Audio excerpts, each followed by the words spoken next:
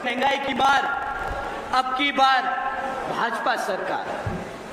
बड़े लोग, धड़ा सेठ के लोग प्राइवेट स्कूलों में पढ़ा सकते हैं, पर आपके गांव में जो सरकारी स्कूल है, मैं जानता हूं कि हमारे आधे से ज्यादा प्रदेश के लिए वही एक जगह है जहां पे शिक्षा हमारे बच्चों को मिलती है, और वो भी इस सरकार ने छीनने का काम किया। 25,000 से ज्यादा स्कूल बंद किए। और अगर आप इनसे सवाल पूछेंगे, जब ये आप लोगों के बीच में वोट मांगने आएंगे, आप इनसे पूछेंगे कि भाई तुमने 25,000 स्कूल बंद क्यों किए, तो ये पलट कर एक ही जवाब देंगे कि भाई हमारे पास शिक्षक नहीं है पढ़ाने के लिए, स्कूल में चलाने के लिए पैसा नहीं है, हम कैसे तुम्हारे बच्चों को पढ़ाएं। परंतु साथियों, उनको पलटकर सिर्फ एक ही जवाब देना, तुम्हारे पास 7,000 करोड़ है अपना बिलबोर्ड, अपना एड लगाने के लिए, और मेरे बच्चे की जब शिक्षा की बात होती है तो तुम्हारे पास पैसे नहीं उसे पढ़ाने के लिए।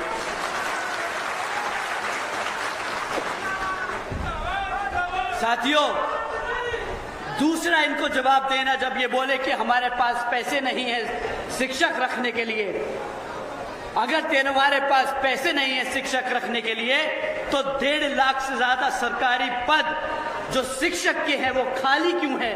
क्यों तुमने वो वैकेंसी खोल रखी है? अगर खोल रखी है तो तुम्हारे पास पैसा है, तुमने बस भरा नहीं है। तुम जानबूझ के भर्ती नहीं करते, क्योंकि अगर भर्ती करी तो उनको जाके अपने हमारे समाज के बच्चों को पढ़ाना पड़ेगा।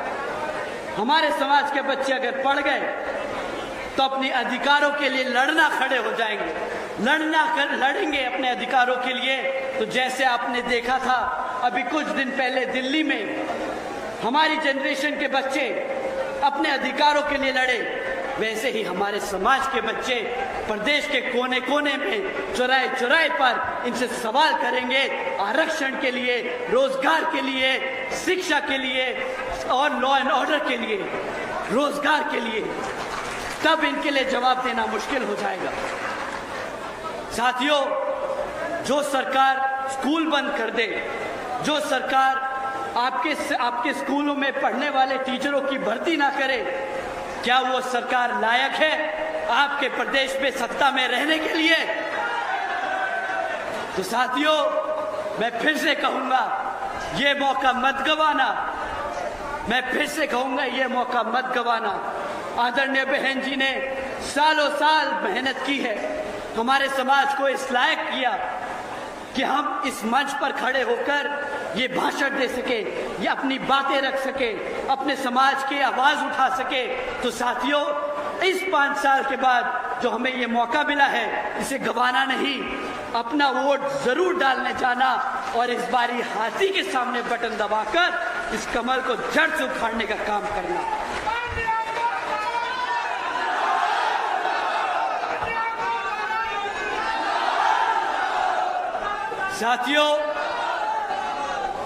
साथियों, इसी भाजपा की सरकार के चलते हमारे समाज के साथ साथ सर्व समाज के बच्चे जो किसी तरह पढ़ लिख कर वर्कफोर्स में घुस भी गए, तो आज हम सब जानते हैं कि उनके लिए नौकरियां नहीं है।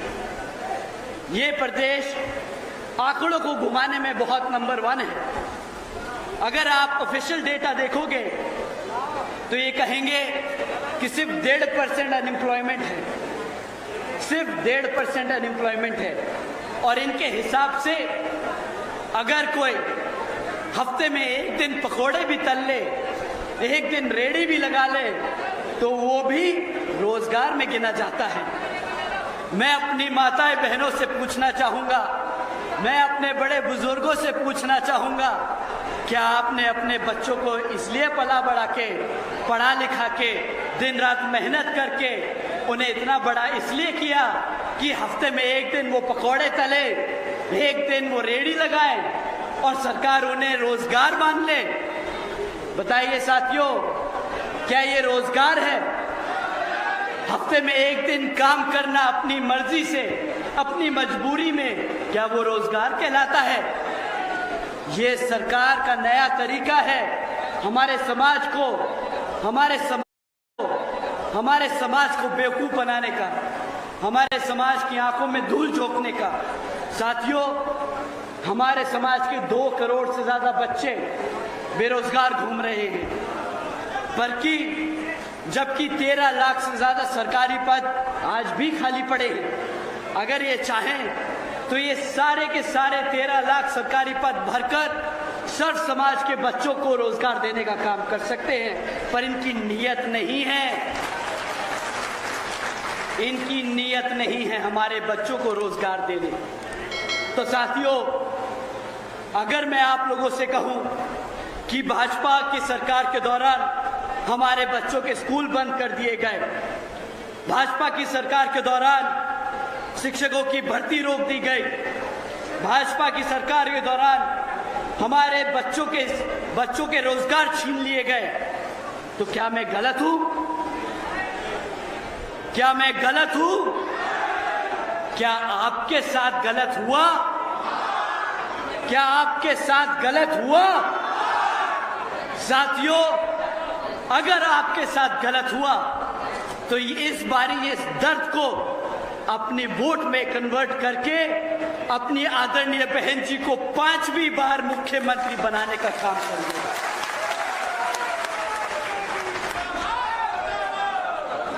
साथियों, अब आते हैं इनके तीसरे सबसे बड़े मुद्दे पर, जिसमें ये कभी भी नहीं चूकते। ये कहते हैं कि एक विकसित उत्तर प्रदेश बनाने का काम कर रहे हैं। डेवलपमेंट इनकी सेंटर स्ट्रैटेजी है। पर अगर साथियों, मैं पिछले कुछ समय की ही इनकी कमियां आप लोगों के बीच में रख दूं, तो शायद इनका नंगा सच आप सबके सामने आ जाए। श्री नितिन गडकरी जी ने बयान दिया था कि 2024 तक भारत की सारी सड़कें ये अमेरिका से बेहतर बना देंगे। एक तो मुझे समझ नहीं आता इनका ऑब्सेशन कि हम अमेरिका से बेहतर हो जाए। अमेरिका की असली हकीकत हालत देखेंगे तो बोलेंगे हमारा हिंदुस्तान, हमारा भारत ही बेहतर है। परंतु इन्होंने तो वादा कर दिया कि हम 2024 तक इतनी पक्की सड़कें बना देंगे, गांव-गांव में सड़कें खींच देंगे कि अमेरिका पीछे छूट जाएगा। तो हकीकत सुनते हैं। लखनऊ कानपुर एक्सप्रेसवे शुरू होने के 18 दिनों में ही 84 जगहों से ज्यादा उसमें धंस गया। 4,500 करोड़ से ज्यादा की लागत लगाई थी इन्होंने इस लखनऊ कानपुर एक्सप्रेस को बनाने में। और कहते हैं, मैं तो बस कह रहा हूं जो मैंने पढ़ा है, कि भाजपा के सांसद के भाई की कंपनी थी वो। अब जरा कोई सवाल उठाए इस बात पर, क्यों अब मीडिया में इस पे बात नहीं होती? क्यों कोई नहीं पूछता कि देश का सबसे महंगा और सबसे बेकार एक्सप्रेसवे भाजपा के नेता के भाई ने बनाया है? क्या वहां पर करप्शन की बू नहीं आती आपको? पब्लिक का पैसा अब नहीं लुटा क्या? साथियों, ये आपके लिए है सवाल करना। अब आप इनसे सवाल जरूर कीजिएगा कि कैसा बना है कानपुर लखनऊ का एक्सप्रेसवे। दूसरा, पूर्वांचल एक्सप्रेसवे, जिसकी सड़क 15 फीट धंस चुकी है जगह जगह पर, यह भी किसी से छिपा नहीं। बुंदेलखंड एक्सप्रेसवे, जिसके उद्घाटन के चंद 5 दिनों बाद ही भारी बारिश में वो भी जगह जगह से धंस गया। गंगा एक्सप्रेसवे, अप्रैल में उद्घाटन किया, जुलाई में 5 से 10 फीट जगह जगह वो भी धंस गया। और एक तरफ साथियों, असली डेवलपमेंट क्या होता है उन्हें हम जरा नोएडा और आगरा का एक्सप्रेसवे दिखाएं। इतने सालों बाद भी आज वो ऐसा का ऐसा ही खड़ा है, एक गड्ढा नहीं। इसे कहते हैं ईमानदार, वफादार और सही तरीके से अगर कोई काम करना चाहे तो मुमकिन है। फीते काटने से डेवलपमेंट नहीं होता। सही मायने से अगर शिद्दत हो तो नोएडा आगरा एक्सप्रेस से जाके दिखाएं इन्हें कोई। उसी पे तो चलते हैं, उसी से तो चलते हैं, दिल्ली आते हैं। उन्हें क्या पता कि वो बनाया भी आदरणीय बहन कुमारी मायावती जी ने था। इनके यहाँ पर दूसरों के काम का क्रेडिट लेना कोई नया पुराना काम नहीं। ये लोगों के पास ये पुरानी इनकी स्ट्रैटेजी है, दूसरे काम करें, अपना जाके झंडा गाड़ दे और फीता काट दे।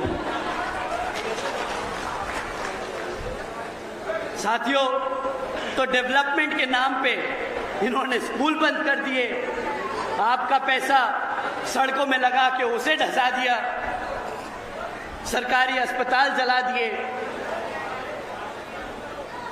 ये तो है डबल इंजन की सरकार के काम। साथियों, ये तब हाल है जब सेंटर में भी भाजपा और यहां आपके प्रदेश में भी भाजपा। अब आप बताइए, इससे ज्यादा तेल पीने वाला इंजन कहां मिलेगा? इससे बेकार माइलेज देने वाला इंजन कहां मिलेगा? हाँ, ये वादा हमारे सबके जहन में भर दिया। 2014 में गैस सिलेंडर 400 रुपए हुआ करता था और उस पे इनके सभी नेता लोग सड़क पर उतर के गैस सिलेंडर सर पे रखकर छाती पीट कर बोल रहे थे, अरे महंगाई है, मर गए हमारे आम लोग। आज 1200 रुपए का है। सड़क भूल गए क्या? या वो सड़क ढह गई जिसमें तुमने वो 1200 रुपए का सिलेंडर बेचा? 60 रुपए का पेट्रोल बहुत महंगा हो गया था इन सब के लिए। 60 रुपए का पेट्रोल, गाड़ी चलाना बंद कर दी। अरे बोला कि इतना महंगा पेट्रोल है, अर्थव्यवस्था बिगड़ जाएगी। और आज जिसका पेट्रोलियम मंत्रालय ही नहीं है, वो ही जाके कागजों पे साइन करके बोल रहा है मैंने E100 ले आया, आज आपको मिलावटी तेल मिलेगा। आज भी E20 का मिलावटी पेट्रोल का तेल, पेट्रोल का भाव 110 रुपया कर दिया है। गन्ने का रस